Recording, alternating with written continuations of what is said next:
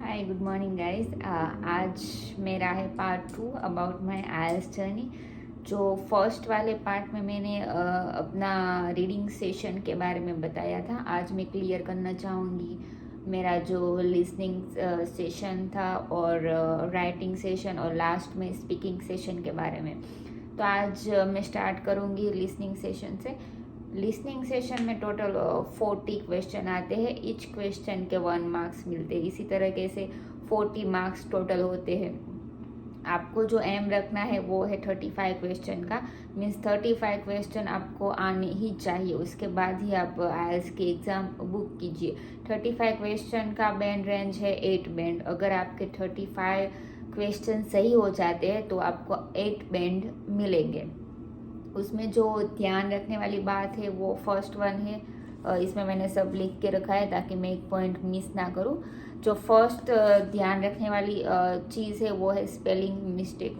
अगर आपका एक भी स्पेलिंग मिस्टेक है, ए के जगह आपने एन ई या एन की जगह कुछ भी समथिंग अलग वर्ड लिख दिया तो वो काउंट नहीं होगा। 0 मार्क्स उस क्वेश्चन को आपको मिलेंगे।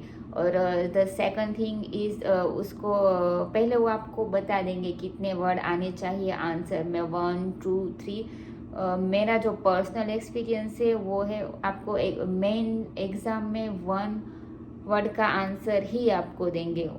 मैंने काफ़ी सारे यूट्यूब वीडियो देखे हैं, उसमें वो देते हैं 3 वर्ड 4 वर्ड, बट ऐसा कुछ नहीं आता। जो फाइनल एग्ज़ाम में है उसमें आंसर सिर्फ 1 वर्ड का ही होगा। It's my guarantee.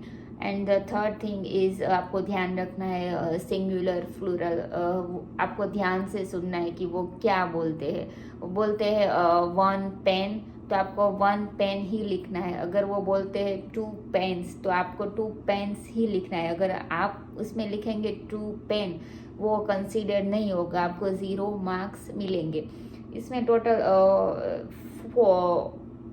4 सेक्शन होते हैं। जो फर्स्ट सेक्शन होता है वो इजी होता है, सेकंड थोड़ा हार्ड होता है, थर्ड उससे ज़्यादा हार्ड होता है, और द लास्ट आखिर का सेक्शन 4 वो सबसे ज़्यादा हार्ड होता है। हार्ड द मेन इज़ कि उसमें जो स्पीड होती है जो बोलने की वो थोड़ी ज़्यादा होती है कंपेरेटिवली सेक्शन 1। सेक्शन 1 में स्लोली बोलते हैं तो आपको सब समझ में आ जाता है। आपको जो स्कोर करना है वो अप टू सेक्शन 3 में कर लीजिए। बाकी ऐसा होता है सेक्शन 4 बहुत ज़्यादा फास्ट में निकल जाएगा, तो उसमें ज़्यादा चांसेस है गलत होने का। और सेक्शन 1 में मोस्टली नोट कंप्लीशन आता है 1 वर्ड का। सेक्शन 2 में मल्टीपल चॉइस मोस्ट ऑफ आता है, और द मैप आता है। आप सबको पता ही होगा बिकॉज आप सब ने बहुत सारे वीडियो सर्च कर लिए होंगे, बहुत टेस्ट दे चुके होंगे, तो मैप आता है और आपको उसको लेबल करना होता है। एंड सेक्शन 3 उसमें मैचिंग इन्फॉर्मेशन आता है। एंड आखिर का सेक्शन 4 उसमें सेंटेंस कंप्लीशन आता है। और मेरी जो टिप्स है वो मेनली है मीन्स आपको उसमें घुस जाना है। ऐसा नहीं कि थोड़ा सुना और बाद में कुछ और चीज़ करने लगे। आपको ध्यान से स्टार्टिंग से सब सुनना पड़ेगा कान खोल के। अगर कान में मेल है तो पहले निकाल sorry. And the second thing is the tone. वो जो ब्रिटिश और इंग्लिश होते हैं उसको टोन बहुत ज़्यादा अपने टोन से काफ़ी 90% अलग होते हैं। हम बोलते हैं पेन, वो बोलते हैं फैन। वो इसी तरीके से इंग्लिश होता है, वो आपको माइंड में डालना ही पड़ेगा, क्योंकि यहाँ आके सब उसी टोन का माहौल है। सब ऐसा ही इंग्लिश बोलते हैं, नहीं कि गिव मी अ पेन, ऐसा नहीं बोलता, गिव मी अ पेन ऐसा बोलते हैं sorry. Pronunciation is very important, उसको आपको आदत बना लेनी होगी। And the third important thing is the learn from your mistake. आपने एग्जाम्पल 30 क्वेश्चन कर लिए, उसमें से 10 गलत हुए, तो ऐसा नहीं कि आप दूसरी क्वेश्चन पे शिफ्ट हो जाओ, आप सीखो, आप टेप स्क्रिप्ट सुनो, कंटिन्यू उसको सुनो, कहाँ पे मेरी मिस्टेक हुई है, कहाँ पे मैंने गलत आंसर दिया है, कहाँ मेरे सुनने में गलती हुई है, उससे ही आप सीखोगे। ऐसा नहीं है कि आपको 100 क्वेश्चन कर लिए, दिन के काम फिनिश हो गया। जब तक आप सीखोगे नहीं टेप स्क्रिप्ट सुन के कि कहाँ मैंने प्रोनाउंसिएशन मेरा गलत सुना, कहाँ मैंने मिस्टेक की, ये ही मास्टर टिप है। तो यहाँ पे लिसनिंग सेशन ख़त्म हो गई। Now I am moving toward the writing session. Writing session में 2 टास्क होते हैं, टास्क 1 और टास्क 2। टास्क 1 होता है वो 150 वर्ड का आंसर होता है, और टास्क 2 होता है वो 250 वर्ड का आंसर होता है। उसका मटेरियल मिलेगा आपको लीज करके एक यूट्यूब चैनल है, फीमेल वो पढ़ाती है, बहुत ही अच्छा पढ़ाती है। मैंने अपनी जो प्रिपरेशन की थी वो हाफ तो लीज में से ही की थी। और the second one is the मकर का जो चैनल है आप सबको पता ही होगा, काफ़ी 90% स्टूडेंट मकर के वो स्पीकिंग वाले फॉर्मेट फॉलो करते हैं। वो मैं आपको बताऊंगी कि आगे उसमें से क्या आता है और क्या नहीं आता। But in the writing session the Makar YouTube channel is the best. वो जो एक मेल पढ़ाते हैं वो बहुत ही अच्छा पढ़ाती है। वो सब chart, table chart, map, pie chart, process chart, बहुत ही amazing. And I would like to say that आप टास्क 2 पहले अटेम्प्ट कीजिए। टास्क 2 के लिए आपको 40 मिनट मिलेंगे और टास्क 1 के लिए सिर्फ 20 मिनट। मेरी एडवाइस है आप टास्क 2 ज़्यादा अच्छे से लिखिए, उसमें ज़्यादा स्कोरिंग के चांसेस है। और टास्क 1 मेरे हिसाब से वो देते हैं 20 मिनट, बट आपको 10 मिनट में हो जाएगा। मैंने तो 8 ही मिनट लगाए थे। Overall I score the 7 band in my writing session.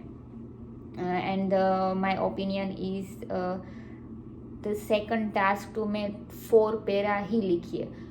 मैंने काफ़ी इंस्टीट्यूट में देखा है कि वो सिखाते हैं कि टोटल 5 पैरा लिखिए, 6 पैरा लिखिए, ज़्यादा से ज़्यादा वर्ड लिखिए, बट ऐसा कुछ नहीं होता है। आप ओनली मैटर करता है 250 वर्ड, वो भी अच्छी वोकेबलरी, अच्छा ग्रामर और अच्छे से लिखा होना चाहिए। ऐसा नहीं कि आप उस पे पेज पढ़ते ही जाइए, it's not matter.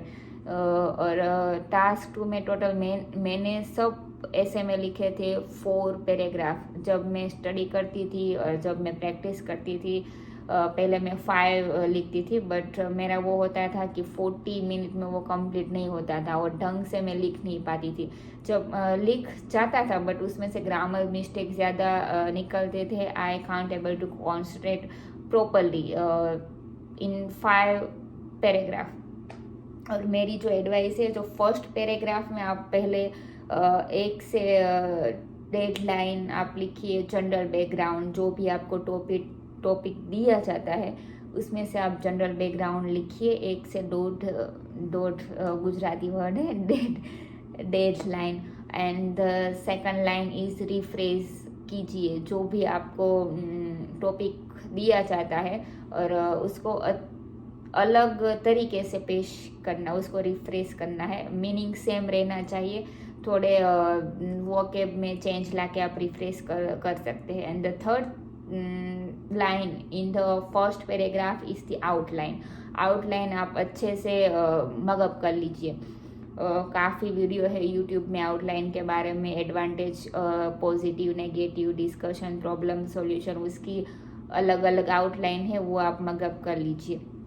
So in the first paragraph, 3 main important. First, general background. Second one is the rephrase, and the third one is the outline. And next, moving toward the second paragraph. Second paragraph में आपको जो topic दिया जाता है, advantage, disadvantage, opinion, problem solution, positive, negative, discussion, उसको आप जो अच्छा लगता है, आपको जो पता है कि मुझे पॉजिटिव तरफ जाना है, नेगेटिव तरफ जाना है, एडवांटेज तरफ जाना है, डिसएडवांटेज, आपको जो तरफ जाना है वो पहले लिख दीजिए।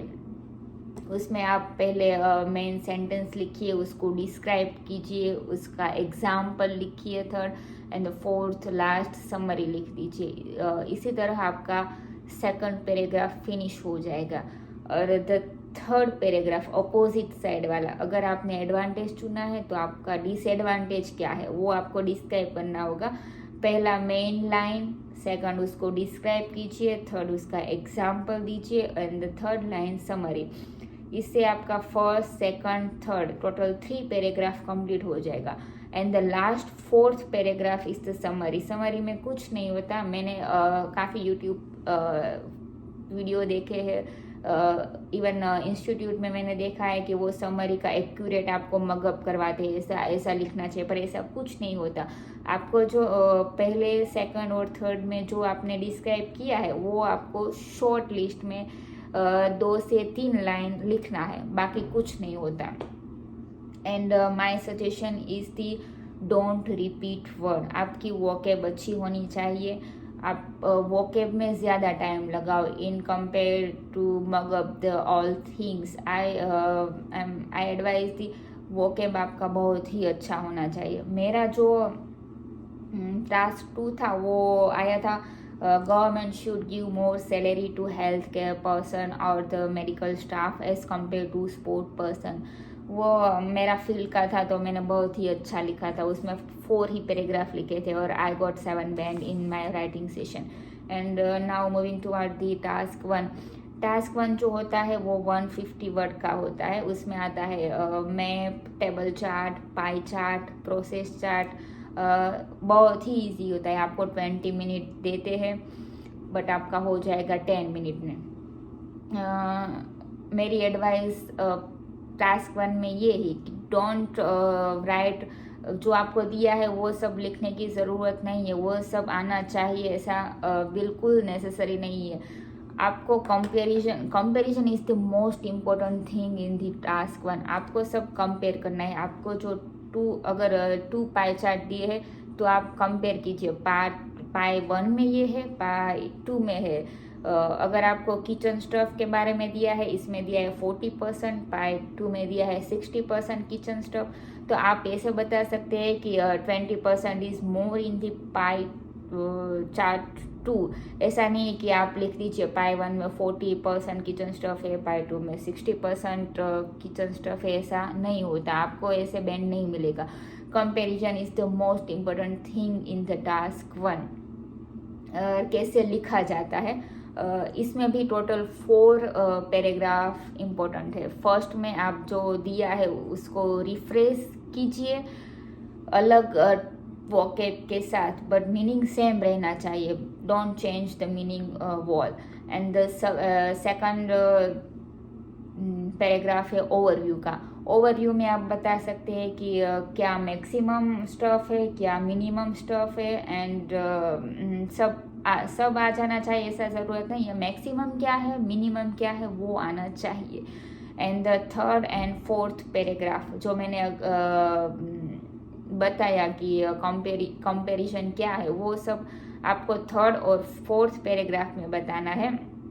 अगर इनकेस टेबल चार्ट दिया है 10 कॉलम का और 10 रो का, तो 5 जो कॉलम और रो है वो पैराग्राफ 3 में आ जानी चाहिए, और पैराग्राफ 4 में जो रिमेनिंग थिंग है वो पैराग्राफ 4 में आ जानी चाहिए। तो यहाँ पे होता है टास्क 1 और टास्क 2 राइटिंग सेशन का फिनिश। अब मैं मूव करना चाहूँगी toward the speaking session. Speaking session most challenging things, जो सब आयल्स देना चाहते हैं उसके लिए सबसे हार्डेस्ट वन है speaking test. But I feel जो आप डेली टू डेली लाइफ में आप इंग्लिश बोलना शुरू करोगे, फिर आप 3 to 4 मंथ के बाद it will be very easy for you to give a speaking exam. Speaking exam में क्या होता है, फर्स्ट वो एग्जामिनर सामने होता है, आप उसके सामने की चेयर पे होता है, एंड वो स्टार्ट करेंगे। फर्स्ट उसका इंट्रोडक्शन देंगे कि ये मेरा नाम है, मैं यहाँ से आती हूँ। मेरी जो स्पीकिंग क्या बोलते हैं उसको, एग्जामिनर थी वो फीमेल थी और चेन्नई से थी। उसने पहले अपना इंट्रोडक्शन दिया, मैं यहाँ से हूँ, मेरा नाम ये है। उसके बाद उसने मेरा नाम पूछा, मेरा पासपोर्ट की फ़ोटो, मीन्स उसको आपको ऐसे शो करनी पड़ेगी। वो बोलेगी कि show me your passport photo, तो आपको ऐसे शो कर देने की। और बाद में वो पूछेंगी कहाँ से है आप, आपके घर में कौन कौन है, आपका घर कहाँ पे है, आपकी हॉबी, आपका वो सब आपकी पर्सनल थिंग के बारे में वो आपको क्वेश्चन करेगी। वो आपको मगअप करना ही पड़ेगा, मीन्स करके ही जाना। I am from the city, the name is Surat city, is known for diamond city, textile and IT hub.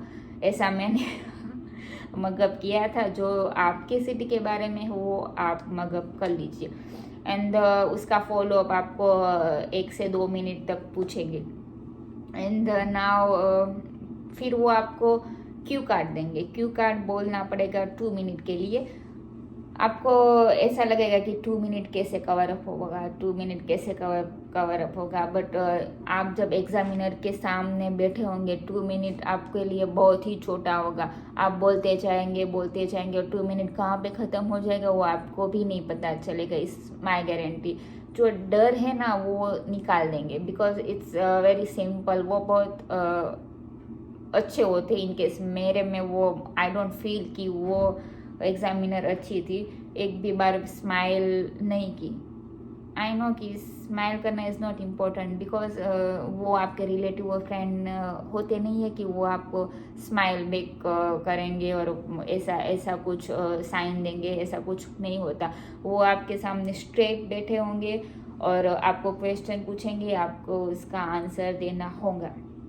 And the Q card finish हो जाने के बाद उसके फॉलोअप पूछेंगे। मेरा जो क्यू कार्ड था वो अबाउट कंपटीशन के बारे में था।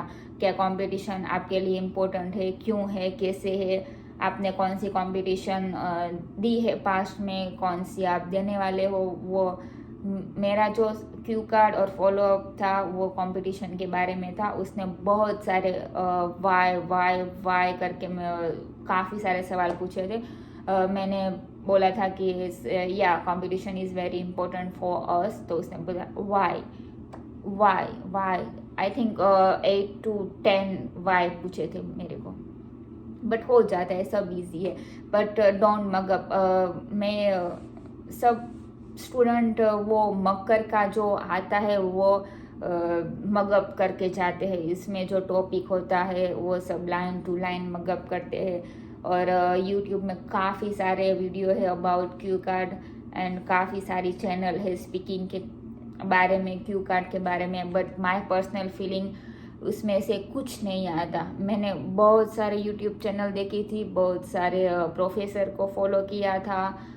मेरी जो फ्रेंड थी वो उसने भी आइल्स क्लियर किया था स्पीकिंग के बारे में। मैंने उसे 2 से 3 बार फ़ोन किया था, बट नन ऑफ मैटर्स। आपको जो खुद का जो स्पीकिंग है वो ही मैटर करता है। वो आपको कुछ भी दे सकते हैं। What is important to pen paper का इम्पोर्टेंस क्या है। So don't mug up. It's better to improve your English, how to speak, how to manage your time limit in Q card. So it's all about my IELTS journey and I got a 7 band. Speaking में मेरे 6.5 थे, listening में मेरे 7.5 थे और writing और another one में 7 थे। तो ओवरऑल मेरे 7 थे। So thank you.